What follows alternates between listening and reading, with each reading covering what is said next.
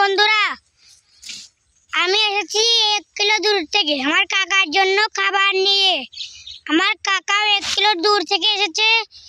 1 kilo দূর গিয়ে আবার 1 কিলো দূর বাড়িতে গেলে পরে তার সময় লস হয়ে যাবে। সেই জন্য তো আমি আমার কাকার জন্য খাবার নিয়ে এসেছি। আমার কাকা পাট কাটা শেষ হবে, খাওয়া দাওয়া করবে। পাট কাটা শেষ হলে পরে আমার কাকা খাওয়া দাওয়া করে তারপরে ঘুমাতে যাবে, একটু ঘুমাবে, ঘুমাটমা আবার পাট কাটতে চলে আসবি। আর সেটা যে এই যে পাট, এবার পাট ভালো হয়নি, এবারকের পাট হলো লস হয়েছে আমাদের।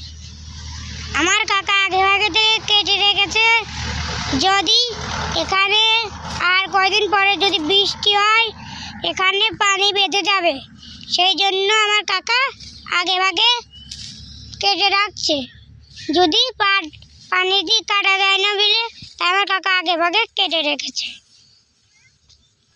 মাঠ চুয়া করে রাখছে। 2 দিন পর এখানে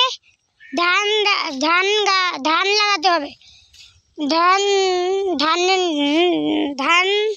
ধানের থেকে ধান গাছে ধান ধরবে, সেটাই চাল ডাল ধরবে, সেটাই আমরা খেয়ে বেঁচে থাকবো এখানে। আসসালামু আলাইকুম বন্ধুরা।